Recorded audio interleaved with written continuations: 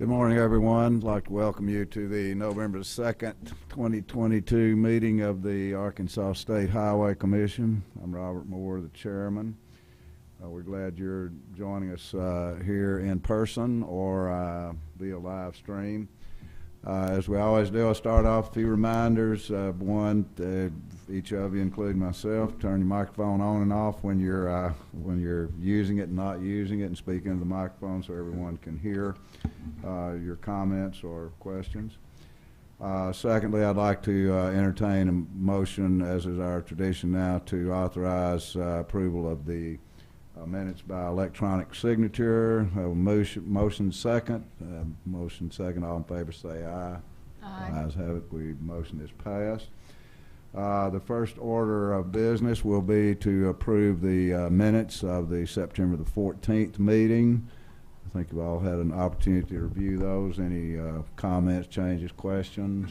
If not, could I have a motion to approve the minutes? A motion and second. All in favor say aye. Aye. Noes would like to sign. Motion passes.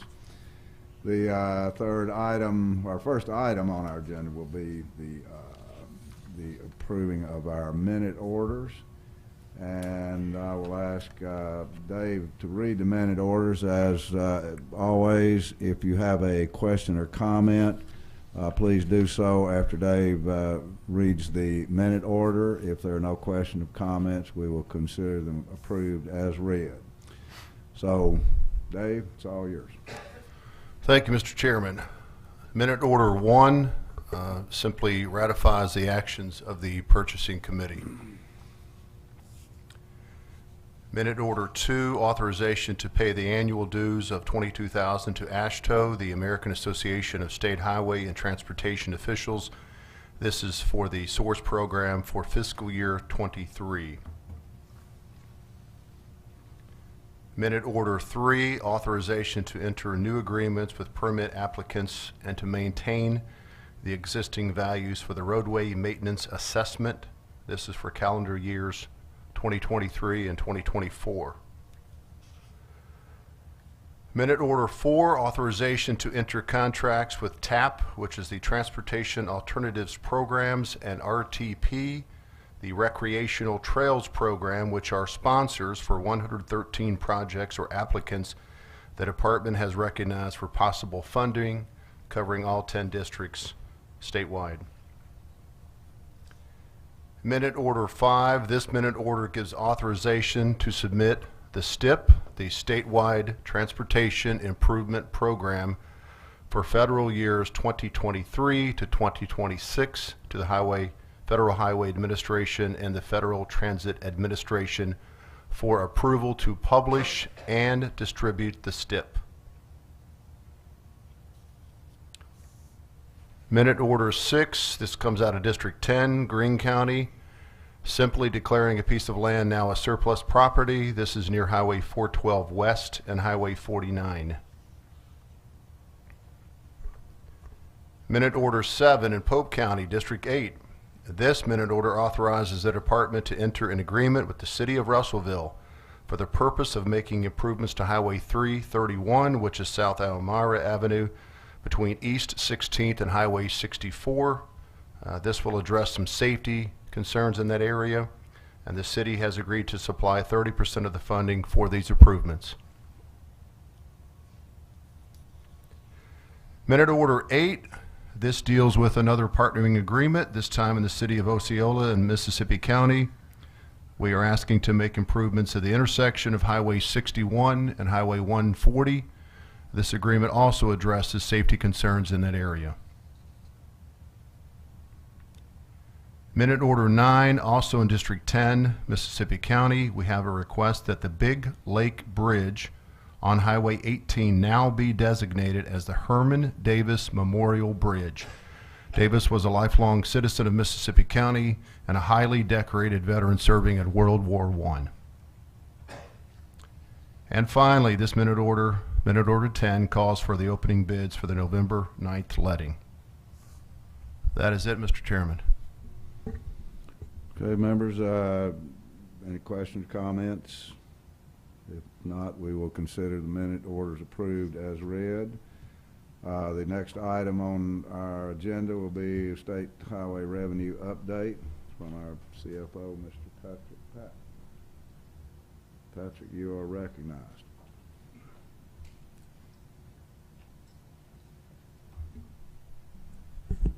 Thank you, Mr. Chairman. Good morning. We will start, this is the report for September. October numbers are just now coming in, so we'll look at the September numbers. If we look at actual revenue year over year, you can see everything's fairly flat. You get to natural gas severance and it's got a spike of 10.5 million. So overall, our total revenues are up 10.3 million or 8.8%. Traditional revenues are even or actually down about 500,000. If you look at budgeted versus actual revenues, once again, everything's flat. Motor fuel's down about 100,000. Registration fees down about 800,000. We are now starting to get our interest in. Those two funds that get funded off the top of the first part of the year have been fully funded, and so we will start receiving our interest. Total revenues are 12.2 million or 10.5% above budget. Moving to Act 416 funding, the actual revenue year over year is 600,000 higher or 3.8%. Motor fuels at 15.6 million for the year so far this fiscal year, which is about 8.4 million in gas and 7.2 million in diesel. If you look at budgeted versus actual, pretty much the same story here. Everything's fairly flat, and total revenues are 700,000 or 4.5% above budget. And just as a reminder, casino tax comes in the last day of the fiscal year, so that we won't see anything in that column until the report for the year end. If you look at fuel consumption is down versus September last year, down 10.4 million gallons for gas, 2.1 for diesel, overall 12.5 million gallons less month over month. If you look at the rolling 12 months, it's relatively flat. It's 0.13% above last year, the rolling 12 months for total. If you look at the 2023 sales tax collection so far, on the slide you'll see that right now we're 7.4 million above DF&A's projections. Just before coming in here, I got the October numbers. For the month of October, we're 3.3 million above DF&A's projections, so that puts us for the year so far 10.7 million above DF&A's projections. If you look at it from the standpoint of since inception of the program, the numbers reflected through September is 46 million above DF&A's projections. If you take into consideration the October numbers, we're just shy of 50 million over DF&A's projections for since inception of the program, or 2.77% above DF&A's projection. Any questions? If not, that concludes my report. Thank you. Thank you very much, Patrick. Good report. At this time, I will recognize the director, and I'm going to let you take it from here. Okay, thank you, Chairman. All right, next we have Kevin Thornton. He'll come up and give you an update on federal highway and transit issues.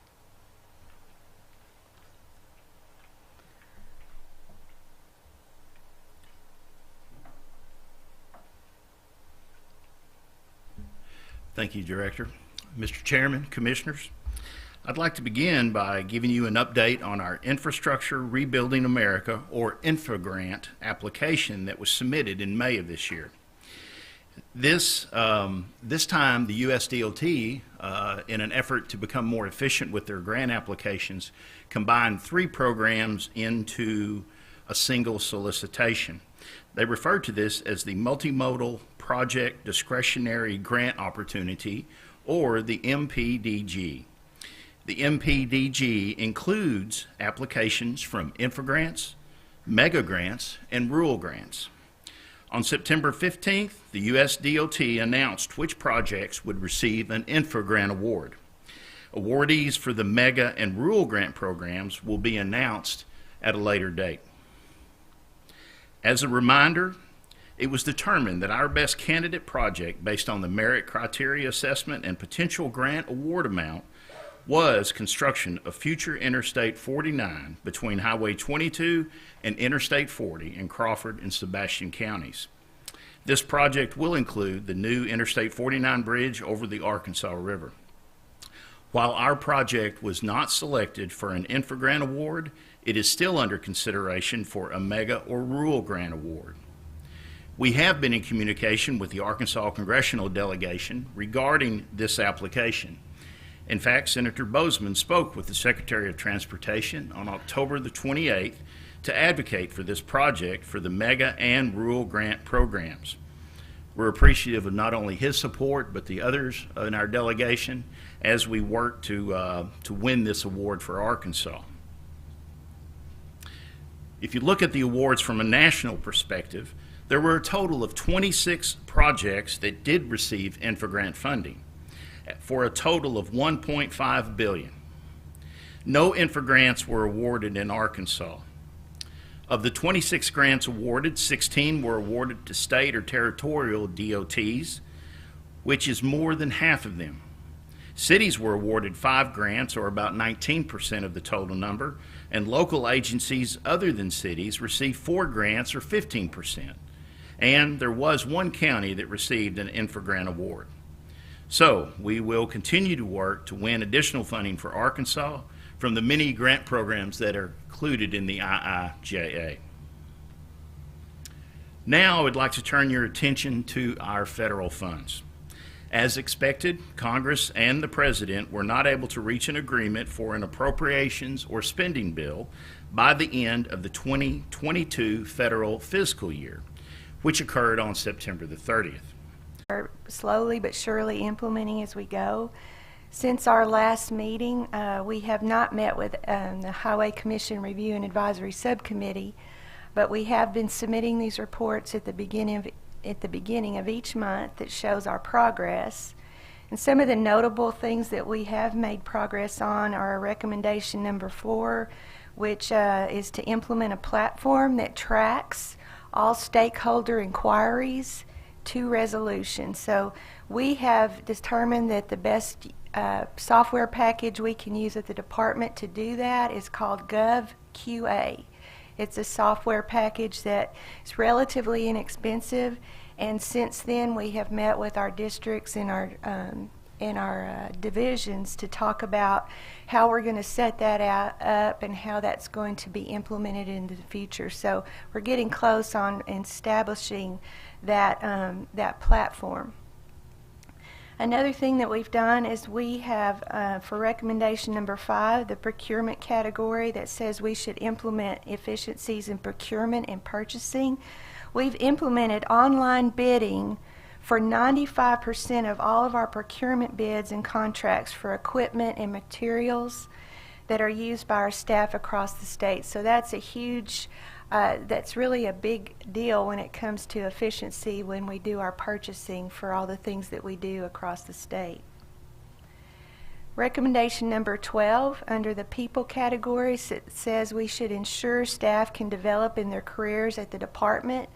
Well, as you know, at your last commission meeting, you approved a reorganization of the department, and since then we have taken that reorganization and our proposed biennial appropriation language, and we were able to get approval from the Arkansas Legislative Council, the Joint Budget Committee, the Personnel Subcommittee, and the Special Language Subcommittee. So everything has been approved through committee, and the next step will for it to become law in the next session. So we're making progress in reorganizing the department so that we can do just what this recommendation says to ensure staff can develop in their careers.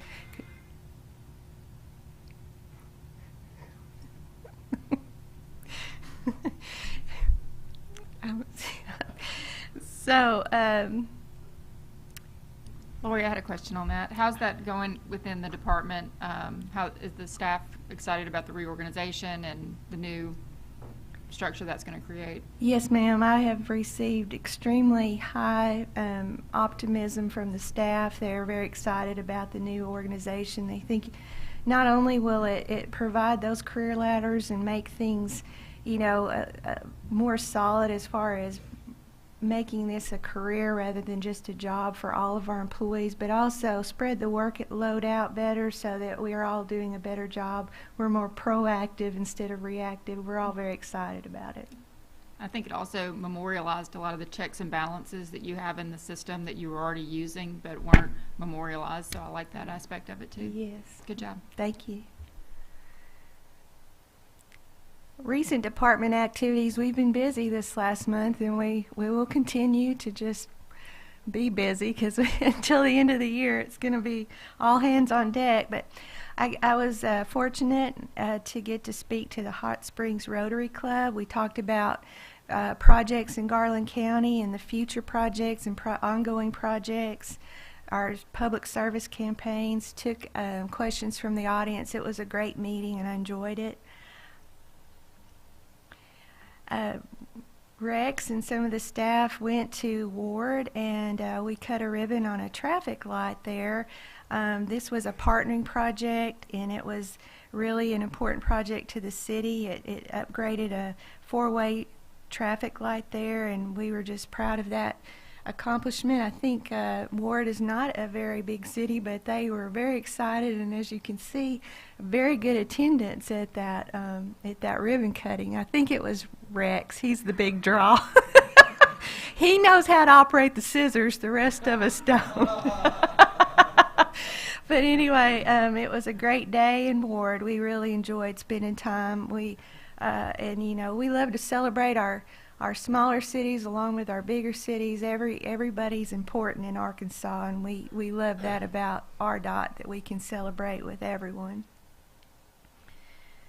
As I mentioned, we went before the House Committee on Public well, no, I didn't mention this. That's something else. But anyway, we went before the House Committee on Public Transportation. They asked that we come and give them a presentation on NEVI, which is our National Electric Vehicle Infrastructure formula program, and how we're implementing that. So we went and did that, and that was a very good presentation by Brad McCaleb. He did that presentation. He does a fantastic job, and he has done that presentation often around the state, as there's a lot of interest in that program. They also asked for an update on future I-69, the future I-69 corridor, which I provided for them. So it was a good meeting with some good information that was provided to the committee members.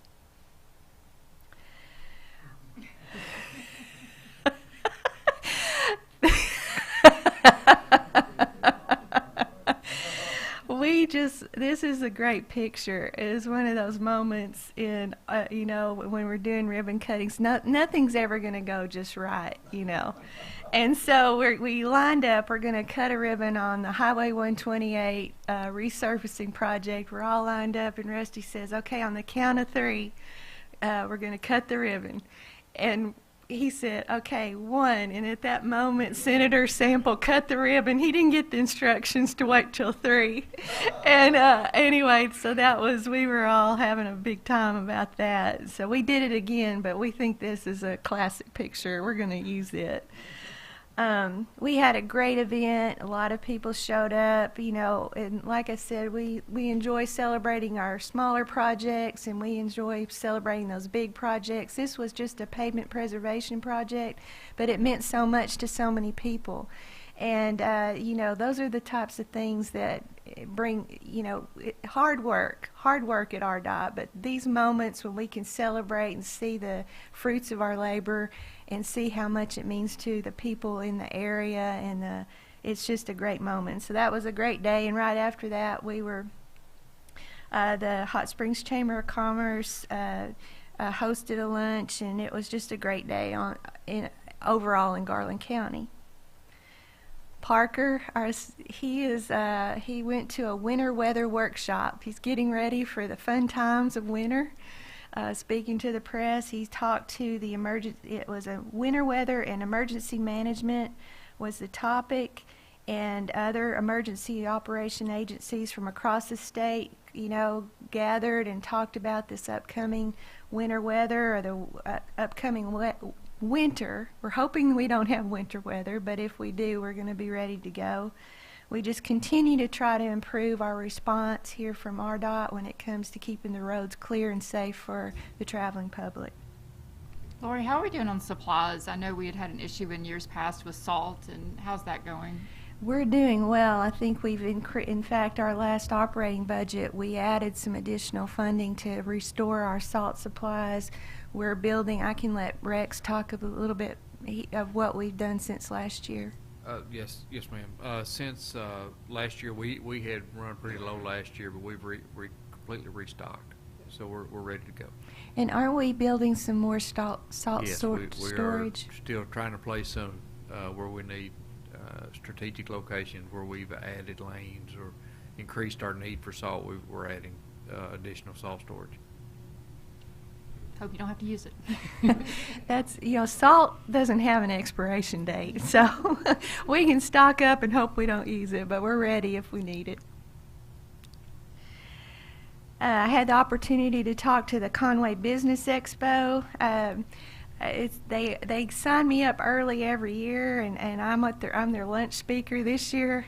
I was like, I don't know why people keep coming back, but they must like the information, not the speaker. But anyway, we talk about what's going on in Faulkner County and Conway area. It's just a great opportunity to meet with the locals. That expo is an all-day event. It showcases the food from around the area as well as all the businesses in the area. So it's always an opportunity and a privilege to get to talk to that group. And right after that, right after I got through speaking at Conway, we went for the I-49 groundbreaking. What a great day that was. It was a great event. We actually had it in the Fort Smith area. And we kicked off the future I-49 project that will connect Barling to Alma, that 13-mile stretch that will expand our footprint of Interstate 49, and we're working really hard to, like we talked about with the infra grant and all the grants that we're trying to get the money we need to put together the full funding package for that project. We were joined by Governor Asa Hutchinson and Congressman Steve Womack, other elected officials. It was just a wonderful event. And also the governor's daughter, Sarah, joined us, which was really great. And even in Commissioner Gibson's grandson, Lucas, joined us. So it was really a great event, and we enjoyed it very much. It was a good day. I'd like to ask Keith if he has a few words he'd like to say about the event. Oh, it was a great event. I agree with you. It was a great day, a great event. You saw how many people were there, so people in the River Valley region were extremely excited about this, not only the symbolism of the event, but the actual work that they see starting. So Yes. We really appreciate you guys holding that event there, Lori, and it was a good day for Fort Smith and the River Valley. Yeah. It really was, and it was also a time to kind of celebrate the reason we're able to move forward with this very important project to not just Arkansas, but Mid-America. And we were able to kind of celebrate the fact that Issue 1, because of Issue 1 and the voter approval in 2020, we are able to move forward with this project, and to celebrate that fact and to celebrate the hard work that went into getting that additional funding so that Arkansas can move forward. The next day, we went for an Arkadelphia bypass groundbreaking, which was also a fantastic event. It was just great. Let's see, this new roadway will connect Highway 67 to Highway 51 in Clark County. It was a very good partnering with the Clark County and the city, where they're providing $8 million towards the project. They're taking over ownership of part of Highway 51. There's just going to be an improved traffic flow through the city of Arkadelphia by getting that through traffic and the commercial motor vehicles out from the middle of town. And it's just going to be a great project when it's finished. We had a great day there. They also hosted a lunch for us, and I was kick it off over to Chairman Moore and see if he has a few words he'd like to say about that event. Only to echo what you said, Laura. It was really a fine day, and I think a great partnering project and something that's going to be so important to that area, Arkadelphia specifically, but Clark County, and rerouting a lot of traffic they didn't need downtown as they work to restore their downtown. So it's always good to have an event like that where you temporarily, at least, you leave everybody happy. I think that's what they were. We love to one time. We love to make people happy. Yeah, that was a it good doesn't day. happen Good day, thank you. every day. Yeah, but that was a great event. But as usual, things don't go as you planned, and it looks like Rex got confused on what he was breaking ground on. So he dumped the earth. He dumped the earth on Randy's foot, and Randy's too slow to the punch. He couldn't get his over there on Rex's foot. So anyway, it was a memorable moment, and so we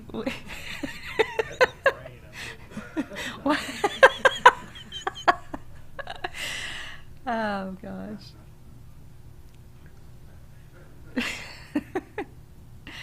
Then we went to the AASHTO annual meeting. We went there. We got there.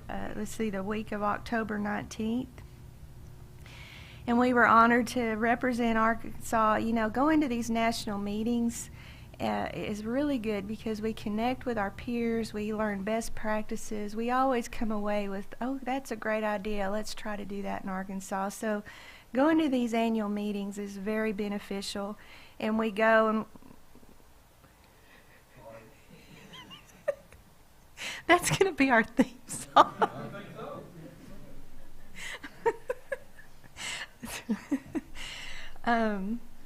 Anyway, I had to be on I have to do work while I'm there, and a lot of times I'm in my room or doing something else, and so Randy was able to sit in on one of the meetings and got to actually shake hands with Secretary Buttigieg and said, you know, come to Arkansas, and he said, well, I might do that, or what, did something like that. So he's been invited, so we'll see. Maybe we'll get a mega grant out of him before long, I don't know.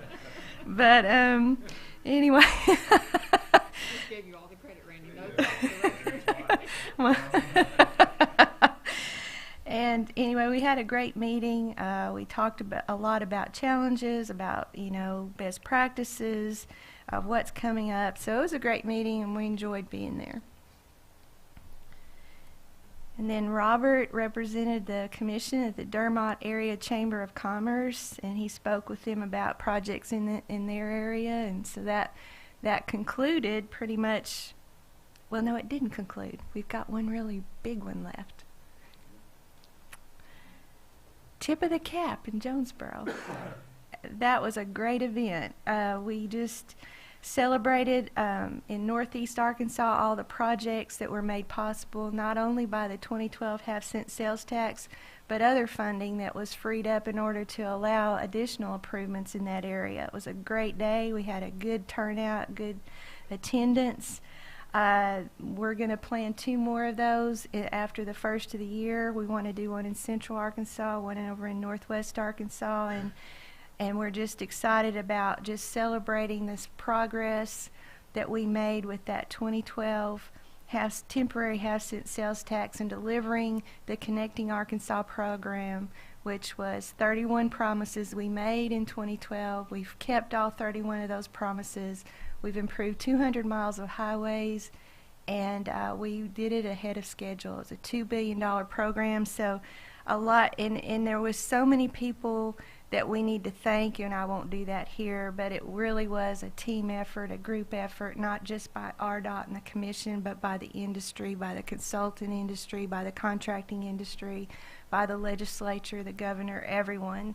It's a celebration for the entire state. So it was really a great day. I'll let Alec, if you have a few words you'd like to say. No, I just, again, I wanted to thank everybody's work they put into the event and everybody attending. I really appreciate it. The community really appreciated it. It was a great event and a lot to celebrate, and thanks for everyone's assistance in that. I do have an observation there. In light of the difficulty that Senator Sample and I obviously had cutting the ribbon, I would like to suggest that new member orientation in the future include a course on cutting the ribbon with the big scissors. Note taken. Thank you. Okay, that's up to you, Parker. We've got to come up with a better way of cutting that ribbon.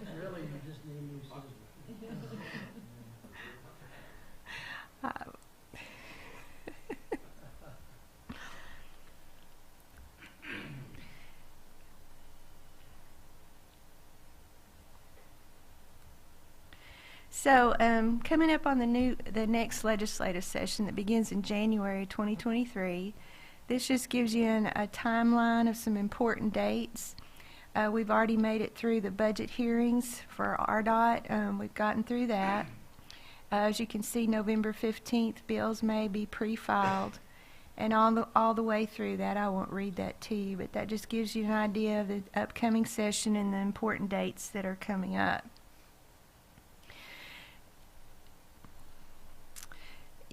We are required to submit our legislative package to the Arkansas Legislative Council in December. And so the reason we're asking for your approval for our legislative package is so that we need your approval in order to submit that to ALC. So I just want to go over that for you real quick. This is a very, this legislative package includes an addition of a housing stipend for interns. Right now, when we ask, we have an internship program that we do every year, and we get college students, engineering majors, and others to come and work for the department, and it's a great tool for recruiting new employees. But it's gotten to be so expensive if they need to move from wherever so that they can work for us. It's extremely expensive for them. They're in college, they're wanting to save their money that they make in the summer, but if they have to use it just for an apartment or whatever, it becomes a burden. And other companies have realized that, and they provide housing stipends for interns like this. So we're going to see if we can get that authority or get the approval to do that for our interns to make us a more more desirable place to come work during the summer and help us with our recruiting efforts. We also want to increase our business relocation reimbursement amount. It's $25,000 right now. A small business or any business that has to relocate due to one of our highway projects gets a $25,000 allowance for moving expenses, relocation expenses, and that's been in place for quite a while now. I don't know how long it's been in place, but we'd like to get that increased to $50,000 because it's become more and more expensive to relocate your business. And if you're a business that was renting, a small business that was renting, and you have to move because of a highway project, it can easily go over that $25,000 limit quickly, and you don't really get any money because we're paying the money for the actual property to someone else. But these renters, they need to have adequate money so that they are not, there's no hardship on them to have to move because of one of our projects. So that's what that's about. Yes, sir. So that money doesn't go to the owner of the property, or can it go to? Can he get both? Can he get compensation for the building and then money to move? Well, if he has to do literal moving himself, of course, he'll get Okay. that funding as well. But this is for the Yeah. actual business that's having to relocate to another Right. area. So it could be both. Yes, it could be Okay. both. I'm looking for Mike Fugit. Is that true, Mike? Okay, thank you. Sometimes I answer a question, then I look around for affirmation. But it wouldn't make sense any other way, so that's what that's for. Addition of a tool allowance for our All right, carpenter excuse me. position. I had a question, just so I understood. That's a cap, is that right? That's Yes, on it's- expenses. So it's still submit the documentation for their expenses and it's a reimbursement. Yes, sir. It's reimbursed for your expenses, but once they hit that 25,000, some people go over that, Right. and we weren't able to Yeah. pay it. Okay, thank you. Addition of a tool allowance for our carpenters positions. We have many positions, skilled trade positions, that receive a tool allowance, but for some reason our carpenters do not, so we'd like to add them to that list of electricians, plumbers, mechanical repairs. They have a tool allowance, but we're going to add carpenter to that list of folks that get that allowance. We would like to remove the language in the law that restricts RDOT employees from carrying concealed weapons on the property. That will place RDOT in the same position as all other state agencies to allow our employees that have a concealed carry license to carry their firearm onto the facility.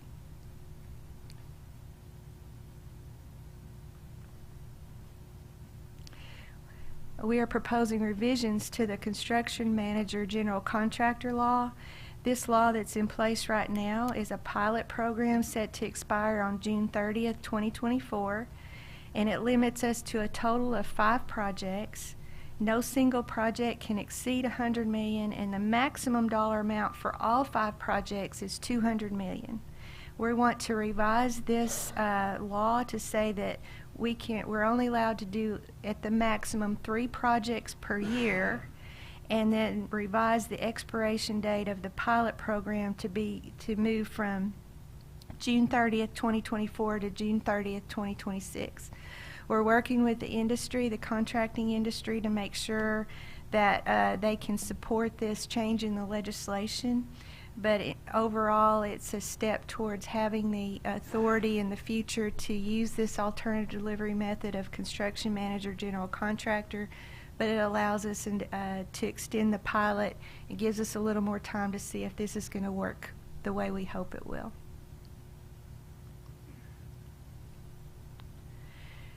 We have a couple of small requests for the retirement bill. We'd like to just change a title in there right now. The ex officio member is chief engineer, and with the reorganization, that position will change to chief engineer operations. So just to match that title up with what's said in the law. And then also a technical change to the code just to bring it into line with our current policy, just some wording changes. So with that, I'll just see if there's any questions before we move on. And I guess I'll need a motion to allow me to submit this to the Arkansas Legislative Council, as well as we always provide a courtesy copy of what we plan to pursue to the governor's office. Okay, members, you've heard explanation of the possible legislation. Hear a motion to go ahead and submit that legislation as required to the Legislative Council. A motion second. Motion second. All in favor say aye. Aye. Opposed, no. All ayes have it. Motion carried. Thank you. Next, we need approval to begin negotiations with some firms for on-call geotechnical services. We got 6 responses to our request for proposals, and we shortlisted 4 firms. We evaluated their proposals, and we would like to go into negotiations with all 4 firms to be on-call geotechnical service, to provide on-call geotechnical services to the department. So I would these firms are Geotechnology LLC of Memphis, Tennessee, Grubbs, Hoskin, Barton and Wyatt Incorporated, Little Rock, Arkansas, Professional Service Industries Incorporated, Sherwood, Arkansas, and Terracon Consultants Incorporated of Bryan, Arkansas. May I begin negotiations with this firm? Okay, Firms. have a motion to allow the consultant selection process to go So forward. moved. Second. All in favor say aye. Aye. Opposed, no. Ayes have it. Next, we're requesting a motion to begin negotiations for a pavement preservation web training firm that we took. We requested proposals from several firms, and it's recommended that we begin negotiations with Applied Pavement Technology out of Urbana, Illinois. And this will just provide our pavement preservation web-based training that we would like to implement here at the department. Have a motion to approve the pavement preservation training process. So moved. Have a motion, second. All in favor say aye. Aye. Opposed, ayes have it, motion carried. Next, we have Brad Smithy, our District 10 engineer, who's going to come up and give you a report on our in-house bridge replacement program. Brad?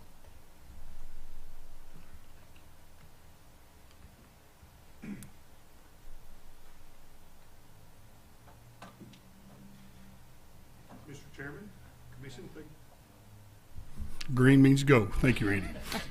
Mr. Chairman, Commission, thank you very much for the opportunity to be with you this morning. Like the director mentioned a little earlier, talking about big cities, small cities, communities of all kinds, we like to celebrate our successes, right? And so today I'd like to tell you a little bit about a very good success opportunity we've had.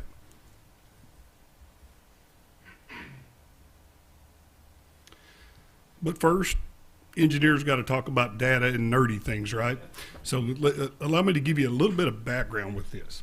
The 2 slides on the screen really give us a picture of the bridges in Arkansas and where they're at. So we have 10 districts, as you well know. And so you might think, well, the bridges are evenly divided amongst the state. Well, there's some truth to that. On the left, you see just bridges by district, and it's simple numbers and percentage across the state. District 6 is highlighted. They have the highest number of bridges. I believe District 10 is demonstrated as the 2nd highest number of bridges. I don't know why that is. It's just geography and logic, I guess. We have a lot of drainage districts in northeast Arkansas because of the flat nature and the farming community that has developed these drainage ditches. On the right, it's really more about the size of the bridges. You know, here in central Arkansas, we've got some big river bridges, and the surface of the deck is very large. And so that just tells us about how much bridge maintenance work that is required. That's the size of the bridges more than anything. This slide is from our bridge dashboard. And so this is all about District 10. We have 867 bridges in our district. And the really important thing, red's always bad, right? So on the lower left, you see 101 bridges that are considered to be in poor condition. Now, we're going to talk about poor condition and we're going to talk about postings in a moment. And those 2 things do parallel, but they are slightly different. But if you realize that's a large percentage of our bridges in District 10 that are not in great condition. Yes, sir. Just a clarification. When you say total bridges, is that state highway bridges, or is that all the bridges, including county bridges and Sure, great question. any other bridges? The numbers I'm really talking about are state bridges on our system, not county, not city. Okay, thank you. Yes, sir. Now, this is a very interesting statistic. So when we talk about posted bridges, these are bridges that have a sign on them and do not allow fully loaded legal 80,000-pound trucks to cross for whatever reason, due to condition, due to bridge ratings. This is an amazing number. When we started talking about this, the number was slightly different, but that's been a minute ago, and we have made some progress. Currently, we have 37% of the state's bridges that are posted are in District 10. That was 40% not long ago, but it's still 37%. And interestingly, another 16.5% is in District 1. So in Northeast Arkansas, we've got almost 4% of all posted bridges in the state. Now that's a very interesting detail. I can't explain that exactly, but again, we've got a lot of the older structures, we've still got a lot of timber, we've got a lot of older concrete, and I think it's just a fact of where we are in time. But it is very interesting, and this is a big issue in Northeast Arkansas, both in District 10, Paragould, and District 1 in Wynn. Back in 2020, that was an interesting year. We had a lot of things happening. The pandemic was going on, the world was upside down, and bridges were a big topic in Northeast Arkansas. During that year, we actually had to close 7 structures. Some of them were multiples at a time. Some of them scattered individually. We would open a bridge on a day and close another one the next day at times. It was a very interesting year for us. The picture to the right is one of our culprits. This is a concrete bridge, a precast concrete box section. And you think, okay, we've got a good concrete bridge, it lasts forever. Unfortunately, that's just not the case. Structures like this were built long ago when weight limits were well less than they are today. Age, deterioration, loadings, all of that certainly has a big impact on these types of structures. And I like to say, when you have a rotten 2x4, how do you fix it? You don't. You have to replace that rotten 2x4. Well, these bridges are like that as well. It's really hard to make any significant repairs that places any real loadings back on that bridge that it can increase it back to a non-posted bridge. And you can see by these pictures, it's just not possible to make repairs. We had to start considering options, and we looked at everything we possibly could. One of the big solutions that we saw for smaller bridges that would allow the hydrology were reinforced concrete box culverts.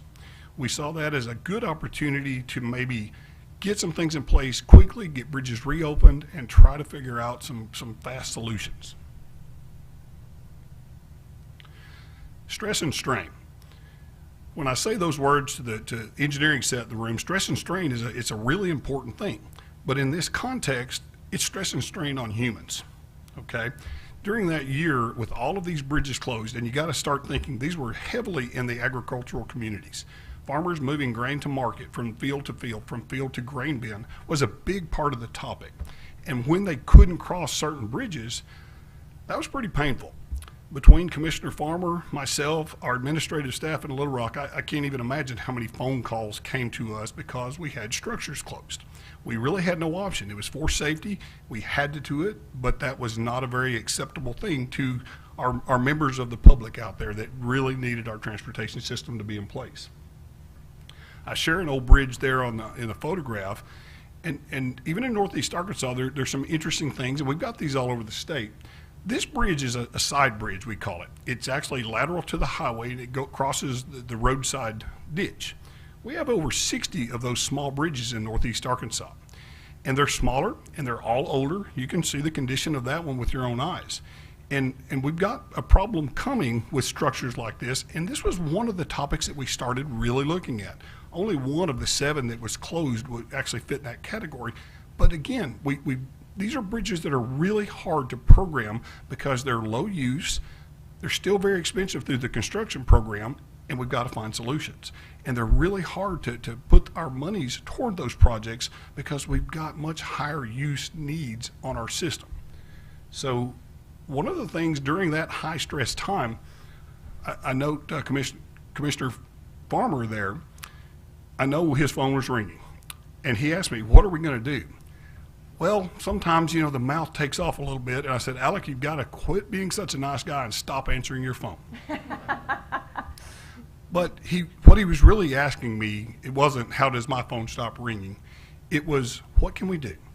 if we could do something, and he meant we, the commission, we, the department, we, the district, what can we do? And I really do want to give Alec a lot of credit in this endeavor, because without his efforts and understanding and deep look at what we were doing and hearing some ideas and carrying them forward, this would have never happened. So Alec, thank you very much for your efforts in this. But we started talking, and he asked me, what can we do? Well, what I responded with after the mouth, caught up with the brain a little bit, I said, in reality, I've always had a philosophy. We will never have the funding available to construct everything we need. We'll never be able to afford to construct all new roads, all new bridges, and get ourselves in that place. The funding's just not there. We have to maintain our way into that. We got to keep things in good condition. We've got to use our maintenance forces. Most of the structures that are getting older and that we're having trouble with, they were built in-house with our maintenance forces in the 50s, in the 60s. And we've kind of gotten away from that for good reason. Our contracting industry is very important to us, and we need them to construct our projects. But there are times where I felt like we could have some opportunity to do things in-house, make things happen a lot faster, and possibly even save some money. And that's where that conversation started. While this conversation was going on, we still had bridges closed. And so without being able to really get a program going, we had to make and find some immediate solutions. And remember, I talked about those reinforced concrete box culverts. This is a good picture of one of those being installed by District 10 forces. Now today we're talking about our heavy bridge maintenance crew, building crew, but this had to start with us because we had to do something. We had to replace some bridges. On the left, you can see the installation of a set of culvert barrels going in. On the right, you can see really a finished product. And these are something that we actually do during construction projects. They're there. They're going to last for a long time. We expect them to have a full service life, just like a construction project. But the big difference is the speed. Generally speaking, we had some bridges that were closed longer than this. But when we set forth to do this work, I don't think we took more than a full week's period for bridge removal and installation of any one of these box culverts. Now, I'll show you some other pictures, and you'll notice this one's got some riprap around it, and some of these were performed with some very expedient tasks in hand. We were in a hurry. We wanted these things open. And so you're going to see a little bit of an evolution here, and I'll kind of point that out in a moment. We didn't just put reinforced concrete box culverts in. The picture on the right is a little community called Beech Grove, Arkansas. And this was probably one of our locations that we really had a lot of calls from our customers. From our elected officials to I know Alec got a lot of calls. I know the staff got a lot of calls. A lot of grain goes from the north to the south down to Riceland Foods in Jonesboro through this community. And this bridge had to be closed. That first slide that had the old rusty steel in it, that was from this bridge that used to be here. Our friends down in District 1, long ago, were able to find some military steel prefabricated bridge units. And that's what you're looking at. You've probably driven across one of these bridges somewhere. When you look through it, it's kind of an open graded top. And these bridges are modular. You can assemble them in place. And so District 1, we'd long known that the materials were down there, and we had to find solutions. So we started looking at were those materials? How could they be used? What could they stand? What kind of weights could they withstand? And we had an idea. And this very bridge, from removal to installation, I think it took us 2 weeks to get traffic back on that bridge. I can't give our staff in District 10 enough credit for this. We had some ideas, and we placed some challenges, and several of our crews had to be involved in these things. Heavy Bridge was also involved with these bigger projects, but as two sets of teams, we came together, and it was just a machine. And I was so impressed by the way our staff was able to take on these challenges at such speed. I note here that while we were doing some of these projects, we really took a look at the costs we were incurring for the box culvert installations. We were averaging about $200,000 in expenses for what was about a $600,000 or more construction type project.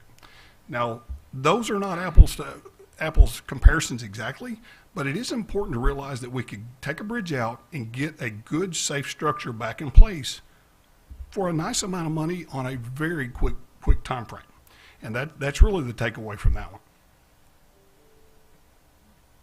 Again, it wasn't all about just simple box culvert installation at that time. We had bridges that on the right, we were able to acquire some new box sections, bridge sections to install. And so we were able to acquire those. We ripped a bridge out and put a new deck on it, basically. And that's not something we get to do very often. We're looking at more and more of that. In fact, we've got units ordered now. The heavy bridge maintenance crew is waiting on products to be made and delivered, and we're going to do a lot. They're going to do a lot more of this work, and that's a really good solution to some of these sites. The upper left is kind of interesting. That was a quick closure that we didn't expect. Some things happened very quickly, and we went all over the state to all of our different districts collecting bits and pieces. And we literally call that our jigsaw bridge, because we put every piece we could find together just to get a bridge restored and back open. And that one was really interesting. And again, I call this a very big success. On the left, I mentioned that evolution and improvements. I originally proposed to the staff, the administrative staff, a true set of ideas that we would go forth with a crew dedicated to build. And I proposed that as a District 10 operation. And I really intended that. At the time, my thought was District 10 and District 1, since we've got such a high percentage of these bad bridges, why not let us build into our own system? Well, the idea became, let's let it be a statewide crew. Let's let it be a part of our heavy bridge maintenance division. And that was a very smart move, because that crew now can go from district to district to district. Now, they've been pretty focused, and they will probably remain in District 10 and District 1 for a good while because of these numbers, because of the numbers of bridges. But we do have the ability for them to be mobile. They can go to any district, and they can help with any one of these types of projects. Since heavy bridge maintenance crews have gotten involved, and I'd like to recognize Andy Nanneman back in the back. Andy and his staff have really taken this and made it start rolling like a steamroller. It all started in 2020. In 2021, I would mention, there was something that happened in Memphis to one bridge. Lori, I don't know. I never heard much about it. I thought it'd be in the news, but you guys may have seen more about it than I did. But anyway, that was just one bridge. We had 7. We thought we were a bigger deal, but it turns out probably not so much. But the heavy bridge maintenance group took our concept of speed and cost savings, and they really polished that. And they're building some really interesting and very good permanent structures. On the left, you can see wing walls and head walls being added, which is a great feature for the long-term longevity of these projects. On the right, this is Highway 91 in the Walnut Ridge area. That's a very complete project, and it's a that's going to live a long life, and it's a very good-looking structure. On the right, Highway 226 down south of Jonesboro, just this summer, we were able to, that crew, the heavy bridge maintenance crew, was able to install another structure. I believe, and Andy, I'll ask you, I believe we have 5 sites that are completely installed. We've got several more planned. We hope to do another one or maybe 2 this year if the weather allows. So we've really got something going here, and we've got something that's making an impact. Remember, I mentioned earlier, 60% of the bridges when we started, we've already got down to 55% of those bridges in District 10 and District 1. We're making an impact already because of your allowance to let us take this idea forth. In the last few weeks, and I think they expect to finish this one next week, Highway 38 in District 1 down in a community called Little Dixie. This was a big flooding issue, as I understand, and that's down in Cannon's area, but this was 3 60-inch pipes, and it's being replaced with an 8-barrel box culvert. And this crew, the heavy bridge maintenance crew, again, has taken this on and made this happen in about an 8-week period. If that were a construction project, from environmental to concept to design to construction, that can't happen in 8 weeks. And that's the real benefit of this program. It can happen quickly, and we can save some funds and do more projects with it. Got a quick video we'd like to show you. This is that site at Walnut Ridge along Highway 91. And Andy and his staff have a drone, of course, and we use it for our inspection. But I love this video footage of kind of flying through and showing you what this looks like as we're building it and as the crew is working on it. You know, these are precast units we get from vendors. There's a few of them that construct them around, and you know they literally fit together piece by piece. And it's an amazing thing that we can do, and it really has made an impact on the condition of our bridges. Yes, sir. Those are box culverts. Yes, sir. So that's on a 2-lane road. I'm just thinking, if you put those, reconstruct a bridge with those, and later you need to widen the highway, can those be extended? You could, You don't have- absolutely. You don't have to tear them out and start over again? The wing walls and the head wall would have to be removed, and you'd have to do a few minor adjustments, but you could absolutely move on and make that wider if you needed to in the future. Precast box culverts are something that are allowed in our contracts. Sometimes our contractors elect to do them. Sometimes they build them in place. Usually that's relative to speed. I was trying to pause that, but it's relative to the speed at which they need to complete the work. And so they're used sometimes. It really works for this program because of we're trying to get those roads back open. One of the fascinating things about that, and I meant to point it out there, but you know, we can also get traffic restored on them very quickly. We're down to 1 lane. You may have seen some temporary traffic signals, but by being able to do what we're doing, we can continue our work and get a traffic signal in place, a portable traffic signal, and get it back open to 1 lane and at least restore that traffic with minor delays. So that's a very important component of this. So thank you very much for the opportunity to share with you what we're doing with the Heavy Bridge crew in Northeast Arkansas with our bridge program. Mr. Chairman, I'd like to follow up on Brad. Thank you for your kind words, Brad. I was going to say, if you think out loud as much as I do, every once in a while you'll have a good idea. But I wanted to really commend Brad. I don't get to work with all the DEs across the state, but if they're anything like Brad, it's truly a pleasure, and I appreciate him. And him taking an idea or a comment and turning it into something really impressive. I want to thank Rex for your stewardship on this, and Lori for putting the manpower behind it. I want to make a couple of points real quick. We're not taking any projects away from the private sector on this, because these are projects, because they're rural in nature, they're expensive to stage, to mobilize the equipment and things like that. I think I'm correct. These are projects that just wouldn't be getting done if we weren't doing this. And so I did want to make that point. And I just want to say I'm just proud. You know, government has the reputation of being slow, methodical, and bureaucratic. And this is a success story where we're fast, responsive, and inexpensive. And so I appreciate everybody's work on this, and look forward to another good idea one day. Thanks. Thank you, Brad. That was an excellent presentation. I appreciate you. It's just, I'm very proud of everyone at RDOT, but when we move forward and do some great things like this with the help of the commission, it's just really, really great. So thank you.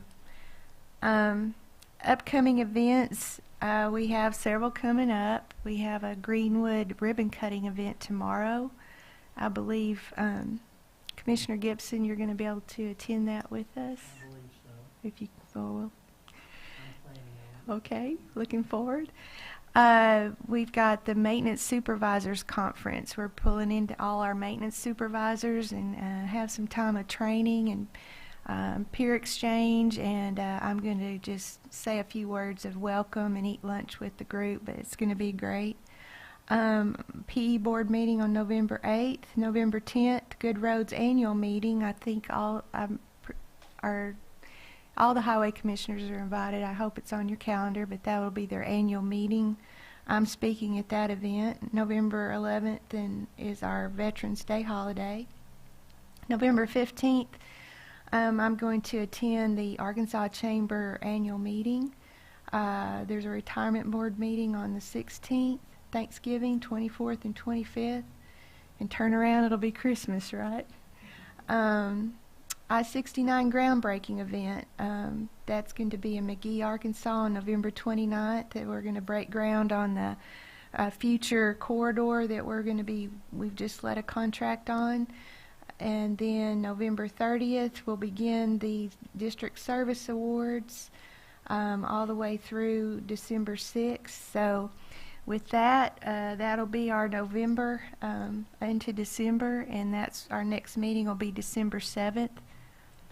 Any questions about upcoming events? Other business, I'd like to introduce, a lot of you already know Derek. Derek, would you stand? Or Derek Wyatt. He's now our state maintenance engineer. Derek's been with us, let's see, he started with the department in 2002. He's done a great job. He's just, everywhere he goes, he just leaves the job better than the way he found it. He has served as a District 2 and District 6 engineer before getting this last promotion. He has his bachelor's degree in engineering from ASU, so go ASU. And he's a registered professional engineer. Actually, he started as a department intern, so another plug for our intern program. And Rex hired him. I'll give him a pat on the back. We're always glad when we make a good recruit. And taking Derek's spot when he moved into the state maintenance spot, Tony Evans is now our District 6 engineer. So Tony, everyone needs to get to know him. He holds a bachelor's in civil engineering from the LSU, Louisiana State University. He's a registered professional engineer. And he began with the department in 1987, so we're just glad to, Tony, we're just so glad that you've stepped up and you're going to serve in that role. I know you'll do a fabulous job. Thank you so much.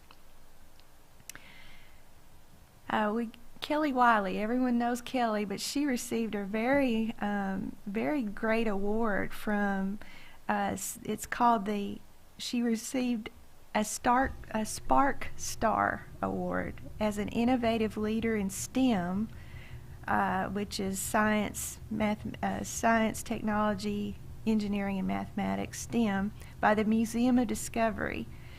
And the Spark Award represents Arkansans who have had successful careers in those fields. And we've always known she's our rock star, but it's good to see that she's being recognized elsewhere.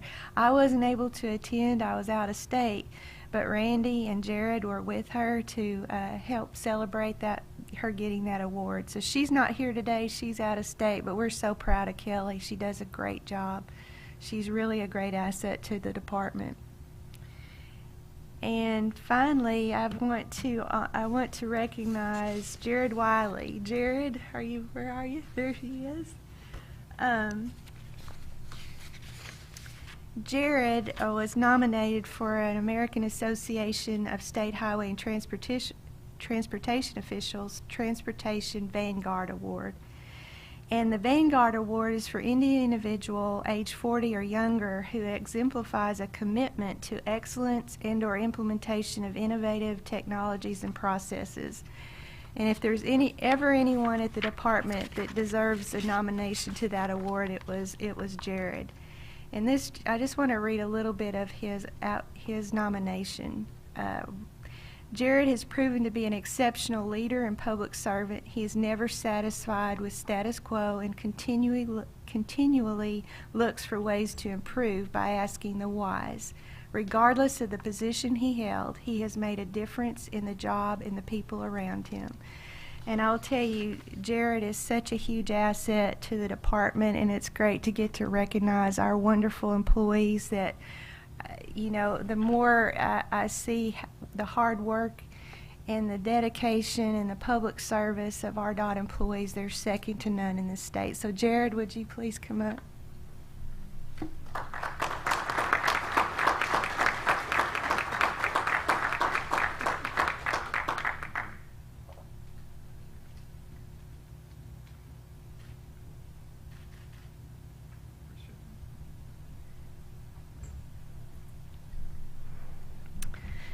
And that concludes my report. So I'll hand it back to you, Chairman.